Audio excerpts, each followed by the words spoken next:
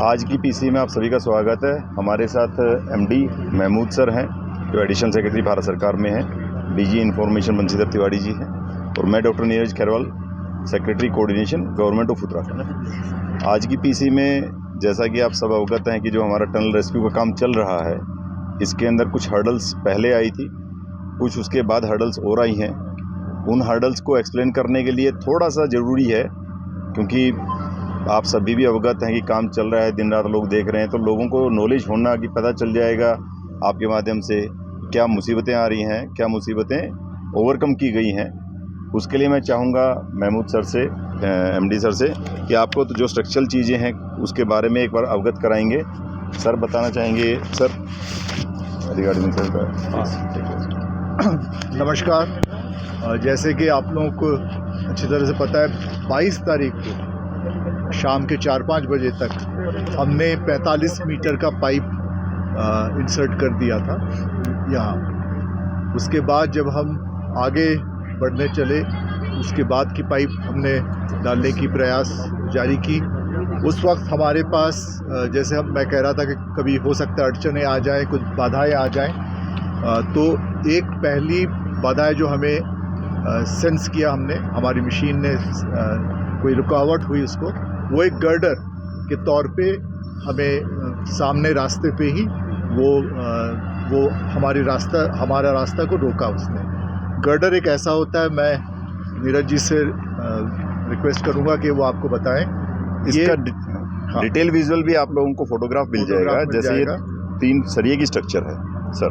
हाँ, तो ये देखिए, ये जैसे गर्डर है, इसको लैटिस गर्डर रिब कहते हैं। तो ये गर्डर, ये अभी तो स्टॉक यार्ड में है। ये जब टनल में लगता है तो वो ऐसा होता है, और क्योंकि टनल में कोलैप्स हुआ था, ये मलबा के साथ ये भी मलबा में कहीं मिला हुआ था थोड़ा इधर भी। और जो हम जब अपनी पाइप को हम आगे पुश कर रहे थे, तो ये लैटिस गर्डर रिब जो था वो पाइप के रास्ते पे हमें मिला, और इस वजह से पाइप और आगे हम पुश नहीं कर पाए। मशीन को हमारा रोकना पड़ा, जो ऑगर ड्रिलिंग मशीन है हमारा, और क्योंकि पाइप के अंदर ही होता है ये ऑगर ड्रिलिंग मशीन, तो हमें फिज़िकली मैनुअली जाके चेक करना पड़ता है। पूरे तरह से पाइप को रोकना पड़ा। Auger drilling machine bit by bit 8 उसके पीसेस हमने निकाले। उसके बाद पाइप के अंदर हमने बंदा भेजा जिन्होंने मैनुअल उसको चेक इन किए। ये 22 तारीख के शाम रात की बात है, और हमने एक्सपर्ट्स बुलाए इसके लिए। और एक्सपर्ट्स जो है ट्रेंचलेस इंजीनियरिंग कंपनी के हैं, जो मशीन ही चलाते हैं, ऑगर ड्रिलिंग मशीन चलाते हैं। उनके ख़ास जो बंदे हैं जिनको ये एक्सपीरियंस है कि वो 40 मीटर और ज़्यादा भी अंदर जाकर ऐसे बड़े रिस्ट्रिक्टेड स्पेस में, आप समझ सकते हैं कि 900 mm की पाइप है और 45 मीटर बंदा कोई अंदर जा रहा है, और हाथ में उसके कटर है, गैस कटर है, ऑक्सीजन का मास्क पहना है उसने, और उसमें गर्मी बहुत होती है, ऑक्सीजन की कमी होती है। वहाँ जाकर इस गर्डर को उसने काटा है, काट के जो बाधाएं आई हमारे रास्ते पे, उसको उसने हटाया है। ये एक दिक्कत जो थी हमें, जो हमने 22 तारीख की पूरी रात, 23 के सवेरे हम इस प्रयास पे लगे रहे कि जल्द से जल्द हम दोबारा अपना ऑपरेशन फिर से स्टार्ट कर पाएँ।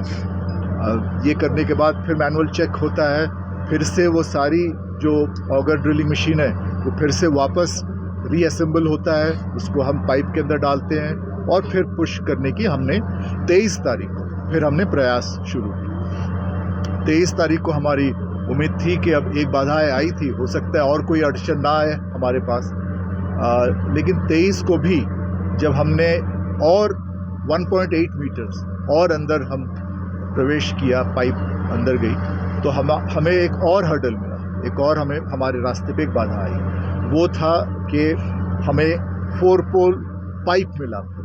ये जब टनल के छत पे लगता है तो ऐसे दिखता है। ये पाइप्स हैं वो सरिये थे, ये होलो पाइप होते हैं लेकिन काफ़ी मजबूत पाइप्स हैं, ये छत के अंदर लगे होते हैं सर। ये वाला इसके बाद का जो मुड़ा हुआ है। और जब हम, ये तो बाद की तस्वीर है, वही प्रोसेस फिर से रिपीट करना पड़ा, जो मैंने आपको इतने डिटेल में भी समझाया। फिर से वो रुकावट आई, ऑगर मशीन को वापस पूरा लाना पड़ा, उसको डीकपलिंग हम कहते हैं, उसको डीकपल करना पड़ा, बंदों को हम अंदर भेजे। फिर से वही बड़ी बहादुरी से ये बंदे अंदर गए, जो मैंने बोला ट्रेंचलेस कंपनी के हैं। इनका नाम है प्रवीण और बलिंदर, जो पहली रात गए थे।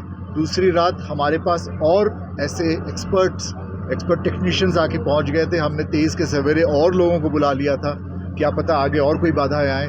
तो प्रवीण और बलविंदर के साथ हमारे साथ और भी इनके लड़के आए, उनका भी नाम मैं आपके साथ शेयर करूंगा। करीब 8-9 लोगों की टीम है, वो हम आपके साथ शेयर करेंगे। और ये लोग बड़ी बहादुरी से बिल्कुल फिर रात भर जाकर ये जो पाइप जो आप देखें, जो छत पे ऐसा रहता है और लंबा सा ऐसे हो गया, और मलबा के साथ कोलैप्स के बाद ये मशीन में ये सामने ऑगर इसलिए चल नहीं पाया, तो वो ऑगर के जो ब्लेड्स हैं, वो ऑगर के ब्लेड्स के चारों तरफ ऐसे मुड़ गया। ऑगर के ब्लेड्स भी हमारे डैमेज हुए और इसलिए हमें वापस ऑगर को वापस लाना पड़ा। ऑगर के ब्लेड्स तो हमने रिपेयर किए हैं अभी। जो साफ़ सफाई करनी थी, ये बच्चे अंदर गए और इन्होंने क्लीन किया उधर का स्टाफ का, कोई और गर्डर या कोई और इस तरह की मेटल ना हो, ये चेक किया और अब वो वापस उस ऑगर को फिट कर रहे हैं। इस बीच हमने ये भी देखा कि ऑगर मशीन जिस प्लेटफॉर्म पे इंस्टॉल्ड है वो भी वीक हो रहा था, क्योंकि इतना प्रेशर, इतना टॉर्क बढ़ रहा था, क्योंकि अब डिस्टेंस भी ज़्यादा हो रहा है।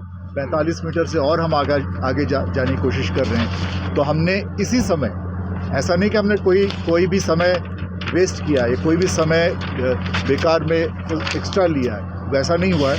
हम इसी समय, जब ये क्लीनिंग हो रहा था, अंदर पाइप सफाई हो रही थी और जो जितने सारे मेटल के 4 पोल्स जो मैंने आपको अभी दिखाया, या उससे पहले भी जो गर्डर्स जो हमारे रास्ते पे अड़चन पैदा कर रहे थे, उसी वक्त हमने कंक्रीट का प्लेटफॉर्म किया, उसकी मतलब ग्राउटिंग की उसकी, और जो भी रॉक बोल्टिंग कहते हैं, रॉक बोल्टिंग भी की हमने, ताकि मशीन फिर से मजबूत से बैठा रहे।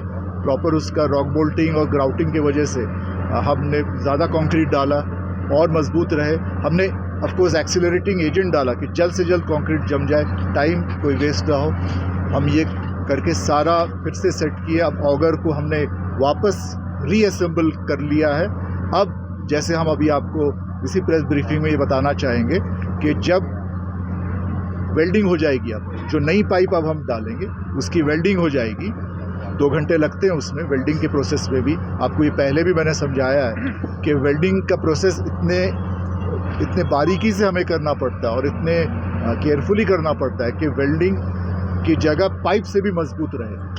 ये प्रयास रहता है हमारा।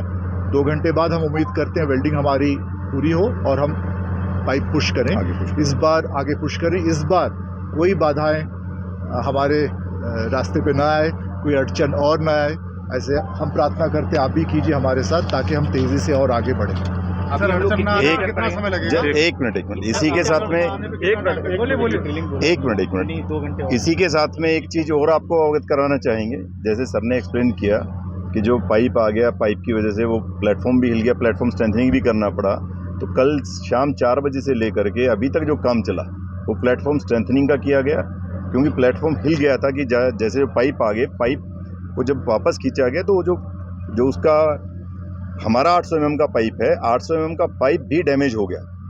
वो आगे से उसका मुँह पतला हो गया, सर ने कहा था ना, नैरोइंग हो गया था, उसका नैरोइंग हो गया था। तो इसी वजह से उस पाइप को आज जो हमारी टीम है, जो आपने बताया कि जो उनकी ट्रेंचलेस की टीम है, जो एक्सपर्ट बाहर से भी आए और जो 2 लोग यहाँ के थे, उन सब ने मिलके उस पाइप का 1.5 मीटर 1.2 प्लस मीटर, मतलब 1.2 मीटर के आसपास का हिस्सा उनको काटना पड़ा। जो पाइप हमने अंदर डाला हुआ था, जैसे कल 1.8 मीटर पहले चला गया था, उसके बाद 1.2 मीटर फिर गया था, तो जो 45+3 हो गया था, उसमें 1.2 मीटर का जो पार्ट था उसका क्योंकि नैरोइंग हो गया था, उसमें से आगे ओवर नहीं जा पाता, फिर सारा का सारा दिक्कत होता, तो उसको 1.2 मीटर काटा गया। उसकी पिक्चर्स भी आपके साथ शेयर की जा रही हैं। ये जैसे आप देखेंगे अभी आपको भेज दी गई हैं। तो ये इतना मोटा पाइप जो हमारे द्वारा स्वयं डाला गया था, आप सोचिए उसी को काटने में 7-8 घंटे लगे हैं।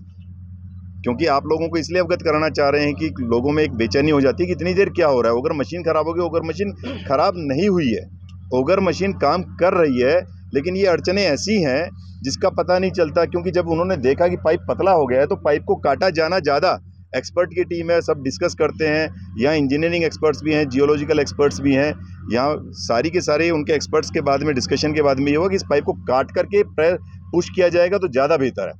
इसी के साथ में एक स्पेशल एक टीम बुलाई गई जो एक होता है ground penetrating radar system, GPR की है, पार्सन्स करके एक है, उनकी कम्युनिकेशन टेक्नोलॉजी की स्पेशल टीम इमरजेंसी में बुलाई गई। उनमें भी एक लड़का जो कभी भारत भास्कर जो कभी इस तरह के मतलब नैरो स्पेस में नहीं गया होगा, उसको अंदर भेजा गया।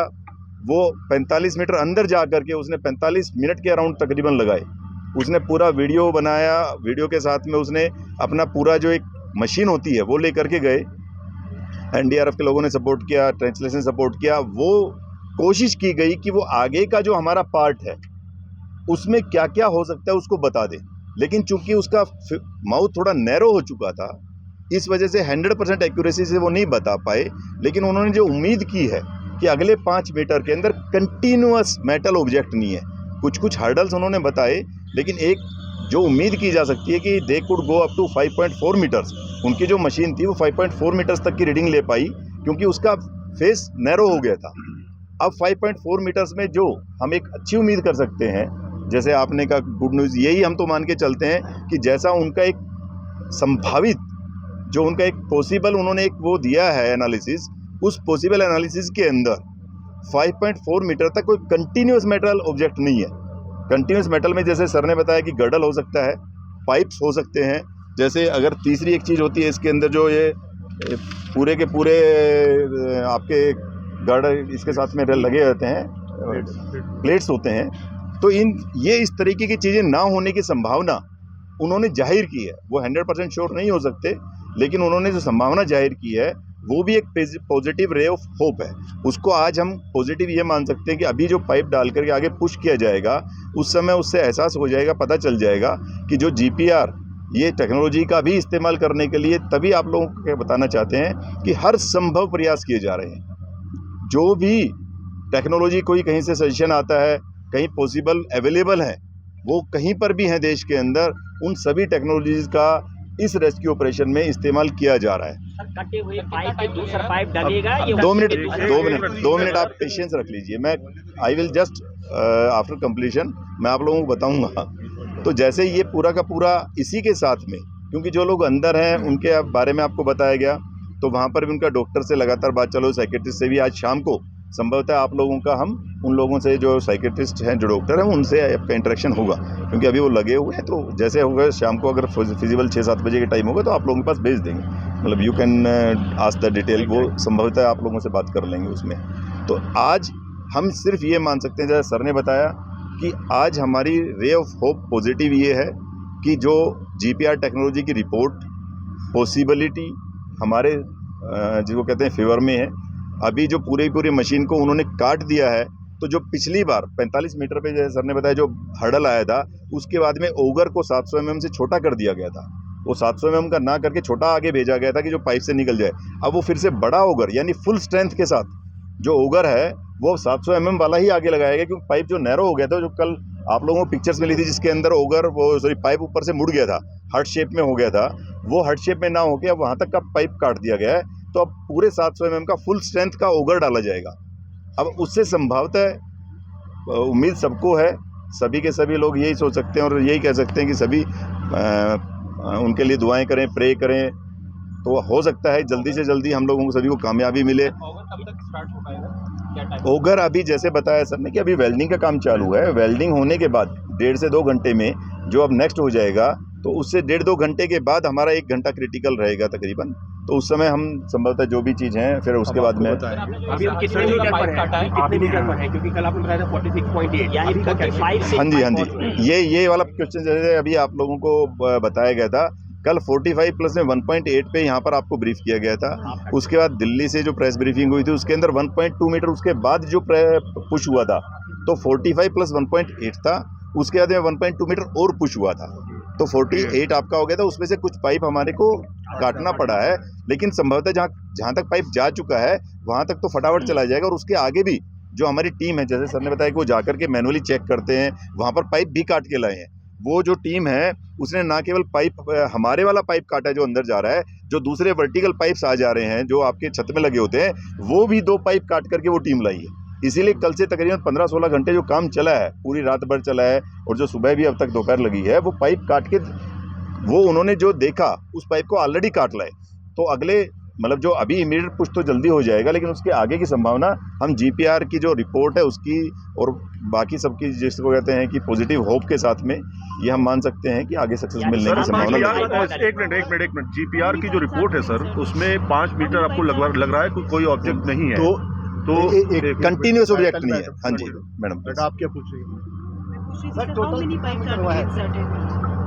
2 more pipes are to be inserted because these pipes are of 6 meter length. So we'll need with the first 6 meter length we'll probably reach around 51-52, and with the next 6 meter length we hope to break through. This is our own estimation and understanding. These assessments are obviously based on certain realities, but they are all assumptions, so it's not to be taken exactly, but we hope to be there somewhere. Sir GPR वाली बात पूरी कर लेते हैं। GPR में जो आपने पाया कि 5 मीटर कोई ऐसा ऑब्जेक्ट नहीं मिलने वाला है, वो थोड़ा आसान रहेगा।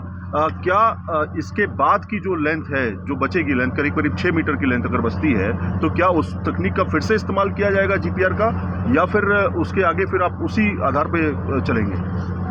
आपका जो सवाल था बहुत सही सवाल है, क्योंकि अभी तो हम 5.4 मीटर एग्जैक्टली हम रीड कर पाए ये ग्राउंड पेनिट्रेटिंग रडार से। और जैसे मैंने बोला था, मैनुअली भी जो बंदा गया पाइप काटा, उसने वहाँ साफ सफाई की, उसने भी देखा हाथ डाल के मलबा में 1-1.25 मीटर तक हाथ शट जा पाएगा, तो उसमें उसको और कोई नहीं मिले। जो एकाक उसको रॉड वगैरह मिला था वो निकाल के ले आया। तो हम ये उम्मीद करते हैं कि ये 5 मीटर हम ज़रा तेज़ी से आगे बढ़ें। उसके बाद का उस कंडीशन देख के हम इट इज़ पॉसिबल कि हम ग्राउंड पेनिट्रेटिंग रडार का फिर से इस्तेमाल करें। लोगों के एक्सपीरियंस भी हैं और बहुत सारे दूसरे सेंस भी होता है, मशीन क्या फील कर रहा है, कितना प्रेशर पे है, कितना टॉर्क पे है, ये सब पैरामीटर्स देखते हुए हम आगे का डिसीजन लेंगे। Thank you. इसमें जैसे सर ने कहा